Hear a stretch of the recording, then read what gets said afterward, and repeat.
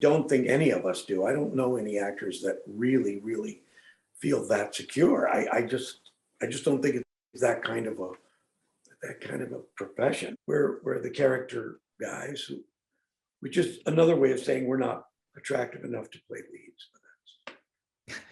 That's absolutely not true. Performers, like when I see Brad Pitt do work now, I feel like he's become a character actor. Maybe he was all along. He's doing very character type performances, and it's making his work so much more interesting to me. Maybe part of that is him refusing to be pigeonholed as, you know, the next big movie star. We have some of my closest friends are also stand-up comedians, and there was a real issue with us in the past when other people portrayed a stand-up comedian. Hello, everyone. I'm Rudrani, and welcome to Speak Easy. My guests today are very talented, and they make marvelous Mrs. Maisel's life a bit more interesting and maybe a little bit more worrisome as well. I'm talking about Tony and Kevin.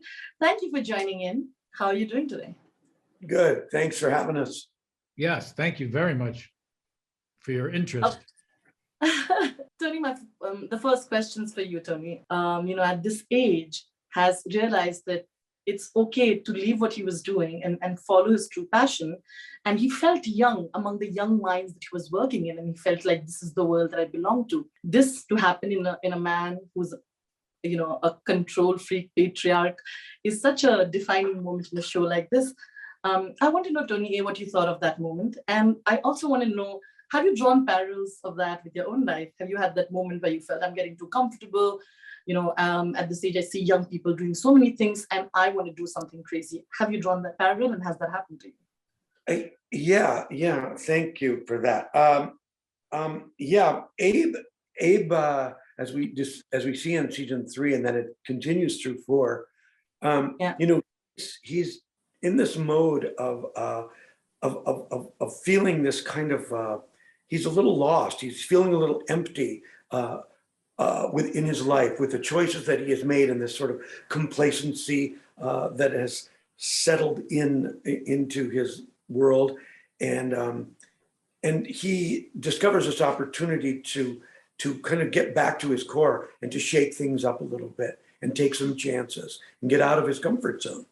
So he does. He drops his 2 jobs and takes a bit of a financial hit, and even risks, having to leave his very comfortable Upper West Side apartment.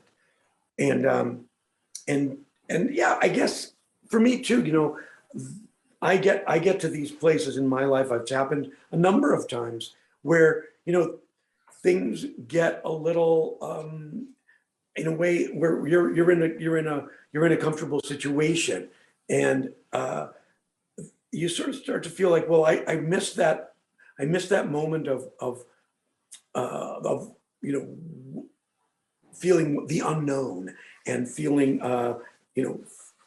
feeling a little humbled again, and so I've tried to do that. The most recent, I think, was the fact that a few years ago I decided to take this job that was offered, a Broadway musical, and having never done a musical before, and it was daunting, even though I didn't really have to. I wasn't called on to sing that much. I did have to do some, and it was really uncomfortable for a while and scary. And I'm really glad I did it, because it gave me that, it put me in that position where, I could really fall hard, flat on my face. And you won a Tony for it, might I add? Well, I didn't want to say that, but I'm so glad you made it. I know, of course I know. No, he won a Tony Award, and you're very smart to bring it up. Thank you. It's sitting right here on the mantle if you'd like to see it. No, I'm just kidding. Yeah, I was assuming you were holding it. I would like to see it. It's in my lap. Sorry. Didn't want to put it in. You can show me the Emmy as well, Tony. Where people who are not getting it, I don't mind seeing it closely. Well, it's over there. This question's for both of you, for both Kevin and Tony. You'll have chosen your own path. Kevin, of course, is an amazing comedic actor as well. You've done stand-up. I'm sure that brings so much, adds so much to what you've done in your career. Both of you are very secure actors because you all have not tried to follow the particular route that a lot of people do. And also you all have done varied stuff. Does this security also help you be the way you are, not caring about, I have to reach a certain goal, I have to be this and I have to be here? When people try to do varied stuff, whether it's your ethnicity or whether it's your age or whether it's something, people try to stereotype you, especially to actors. So I want to know if that's happened to the two of you as well. Sorry, 2 questions, but Kevin, if you'd like to start. Yes, so I sort of developed a mantra about a dozen years ago, which is if you're not creating, you're waiting. So I think one of the ways to stay active and in step and progressing is to not be limited by waiting for the phone to ring and create your own destiny. And it works in life and not just in one's career.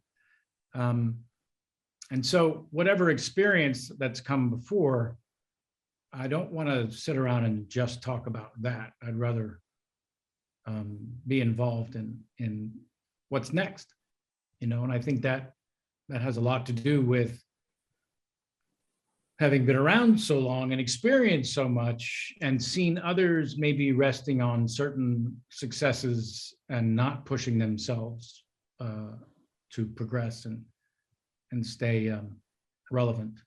What's most enjoyable as a character actor is the diversity of opportunity versus the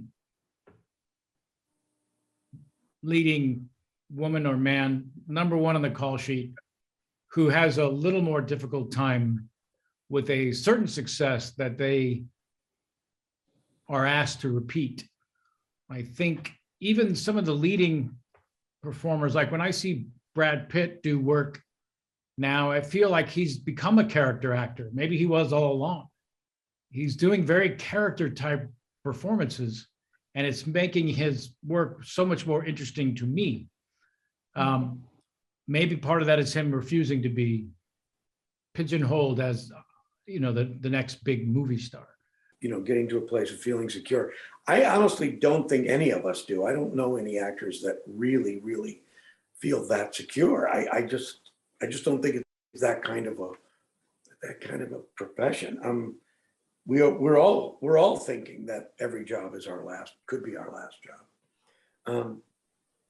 But in terms of roles, yeah, I try to look for roles that are, going to be somewhat of a departure from things I've done in the past.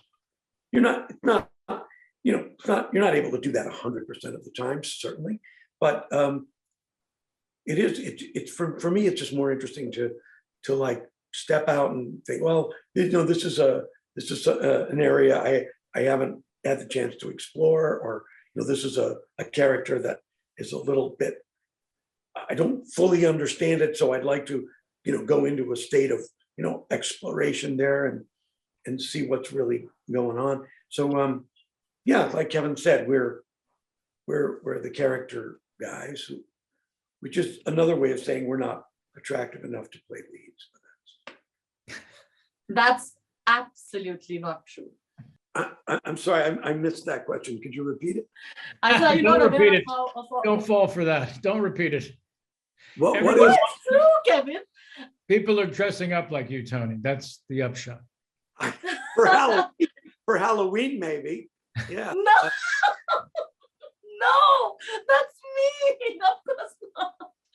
But both of you are extremely handsome men, might I add. Kevin, I want to ask you this very, very simple question, and I hope you'll be truthful. You're an extremely talented comedian, stand-up comedian. What did you think of the stand-up sets of Mitch, truly, in the show? Well, the truth of the matter is, I have some of my closest friends are also stand-up comedians, and there was a real issue with us in the past when other people portrayed a stand-up comedian. Now, when comedians have shows built around them, that's one thing. But in this case, you've got an actress in Rachel Brosnahan who has not only never been a stand-up comedian, she'll be the first to tell you she's not known for her comedic performances Yeah. or even interests. And it's a tribute to, I think, Amy Sherman and Dan Palladino, who write those monologues that allow such a brilliant actress as Rachel to just be present, truthful, and authentic in the character saying those words. So Yeah. don't try to be funny. Don't lean on the material. Be as authentic as you would be in a dramatic scene, which is what Rachel's brilliant at doing. So you've got great work from the writing standpoint that they're writing these stream of conscious comedy monologues. You know, they're not jokes per se. They're not set up punchline. They're not, hey, did you hear the one about? They're a new form of stand-up comedy that's very relevant today. Today it's called confessional comedy. And it's been the sort of way of the land for a very long time. And in the setting of the show, no one was really doing that. Even Lenny Bruce had to develop confidence to get to a point where he could speak his mind. He started out doing bits and sketches and characters and impressions. So finding your own voice is the most difficult part. I feel the writers did that for Rachel as an actress, and then she had to be an authentic, dramatic performer. That was my take. And I think that's why at the end of all that, we in the stand-up comedy community were wildly impressed with the outcome. Yeah. Absolutely. Thank you so much, Kevin and Tony. This was lovely chatting with you. I hope I get to do this soon. I got to watch 2 episodes and I'm loving the show as usual. Thank you once again. Bye. Thank Thanks. you. Lovely to see you.